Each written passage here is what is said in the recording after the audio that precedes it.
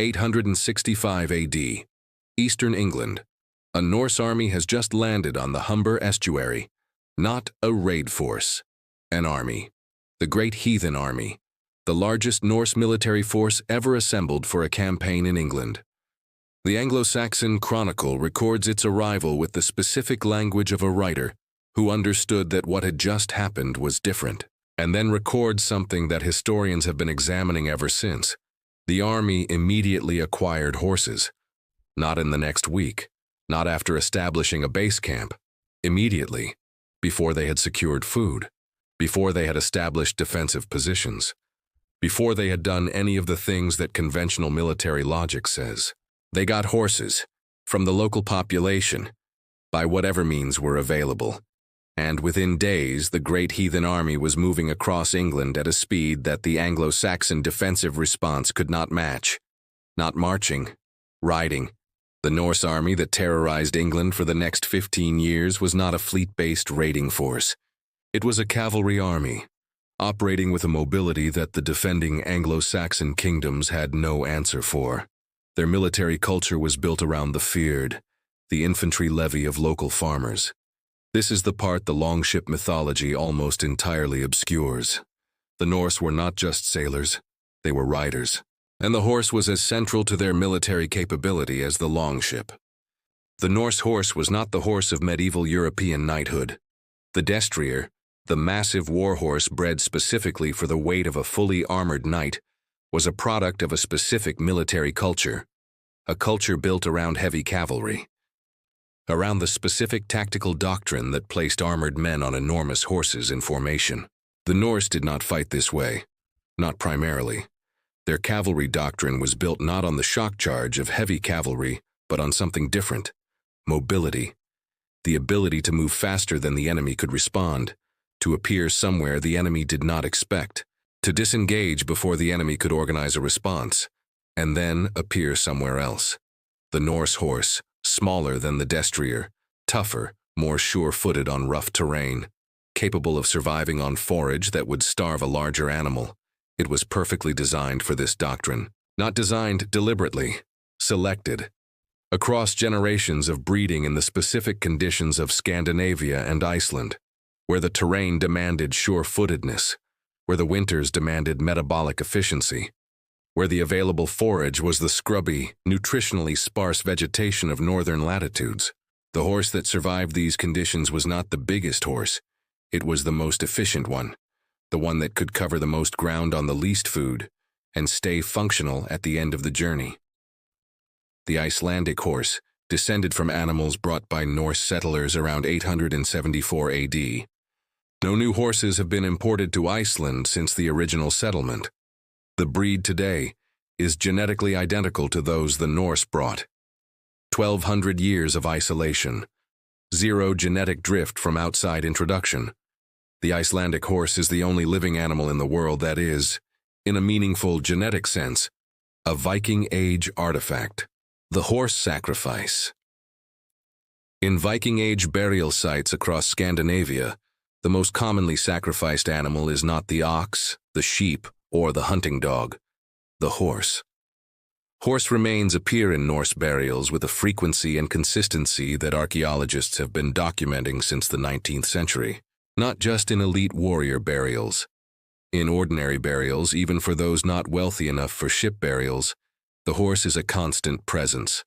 Some were buried with a single horse, or with horse bones placed at specific positions, or even just horse equipment like harnesses, bits, and stirrups.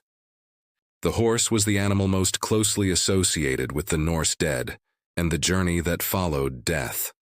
This association, documented in myths and confirmed by archaeology, reveals an understanding of horses that goes far beyond their military utility. In Norse mythology, the horse was the animal of transition, of movement between worlds. Odin's horse Sleipnir, the eight-legged steed capable of carrying him between the worlds of the living and the dead, was the mechanism of divine travel. This theological significance filtered down into the ordinary Norse relationship with horses. A horse buried with its owner was a vehicle for the journey. The horse that carried you in life would carry you in death, to wherever the dead went. This specific choice of animal defines Norse culture. Across thousands of sites, the frequency suggests not a rare ritual, but a standard expectation. The horse goes with you because the journey requires it. The Norse, who understood journeys better than almost anyone, were not going to arrive somewhere unprepared. The horse in Norse daily life was not primarily a war animal. That is the military history framing. The daily reality was different. The horse was a farm animal, a transport animal, a social status marker, a legal unit of value, and a source of food. The saga literature and the legal codes treat horses with a specificity that reveals how central they were to the Norse economic system. Horse theft was one of the most serious property crimes in Norse law, not because horses were expensive, though they were, because a farm without a horse was functionally crippled. The horse pulled loads that oxen pulled more slowly. The horse covered distances that walking could not cover in the available daylight. The horse carried messages between farms during the winter months, when roads were impassable on foot. In Iceland, where the terrain made wheeled transport almost impossible, and where distances between farms were significant, the horse was not a luxury. It was infrastructure. The Icelandic legal codes devoted substantial sections to horse law. The specific obligations of horse owners whose animals caused damage. The specific penalties for injuring another person's horse. The specific procedures for resolving disputes about horse ownership. A society's legal codes reflect what that society values. The Norse valued horses enough to write extensive law around them. And then there was the horse fight. Hestathing. Horse fighting was a formal Norse sport. Two stallions were brought together and encouraged to fight, through specific techniques that the saga literature describes in detail to reconstruct, while their owners and the assembled community watched, not just as entertainment, as a social event. A horse fight was a gathering point, an excuse for the community to assemble, trade, conduct legal business, arrange marriages, resolve disputes. The horse fight was the occasion, the community was the point, and the quality of your horse was a public statement about you, your breeding judgment, your training capability, your access to the bloodlines that produced fighting quality. A man whose horse fought well gained status. Not just the status of winning a fight, the status of having produced something worth watching. The thing assemblies, the legal and political assemblies, were scheduled to coincide with horse fights, not because the Norse could not separate governance from entertainment, because they understood that the horse fight brought people together, and people together was what governance required. The horse fight was still being conducted in Iceland in the 20th century, on the same sites where the Viking Age horse fights had been held, with horses descended from the same animals, by communities who had maintained the tradition across 1,200 years of continuous practice. Here's the part of the Viking horse story that the saga celebration leaves out. The Norse ate their horses, not as a last resort, not in desperation, as a normal dietary practice.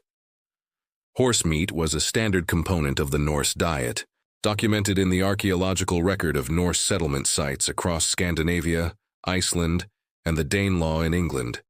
Horse bones with cut marks indicating butchering and consumption appear in Norse domestic contexts with enough frequency that they cannot be dismissed. The Norse ate horses, and this specific dietary practice became one of the most significant points of cultural conflict when Christianity arrived in Scandinavia.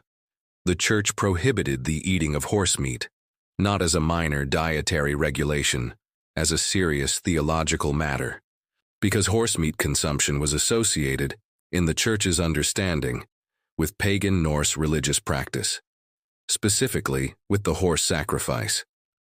When a horse was sacrificed in Norse religious ritual, the meat of the sacrificed animal was consumed by the community.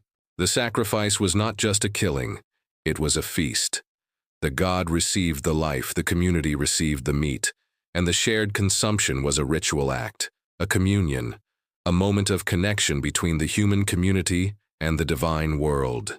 When Christian missionaries arrived in Scandinavia and encountered Norse communities eating horse meat, they saw pagan ritual, not just dietary preference.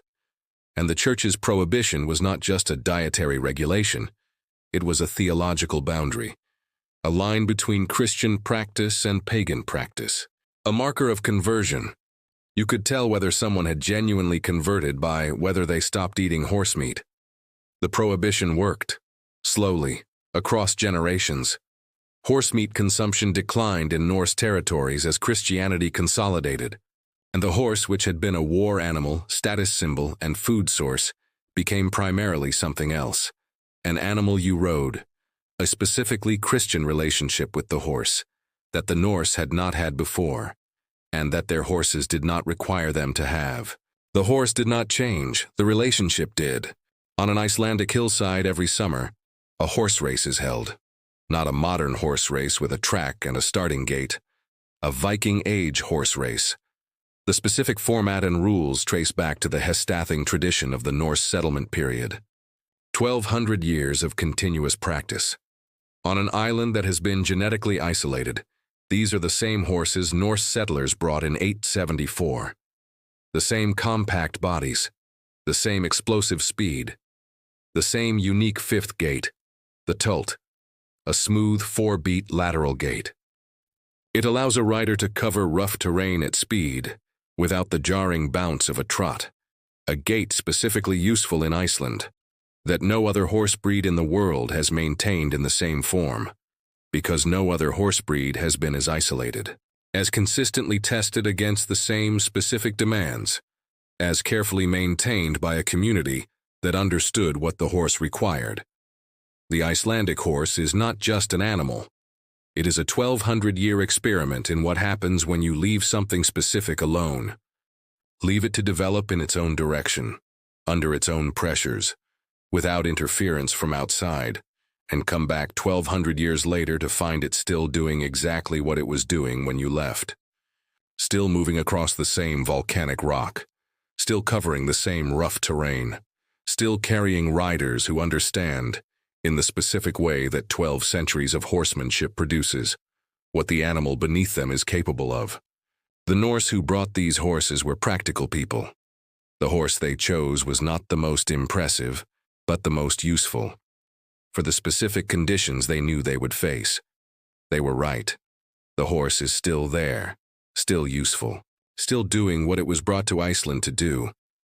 1,200 years later, in a world that has changed beyond imagination, on ground that is still volcanic and still demanding of exactly the qualities that made the horse worth bringing in the first place. The longship is in a museum, the horse is still running.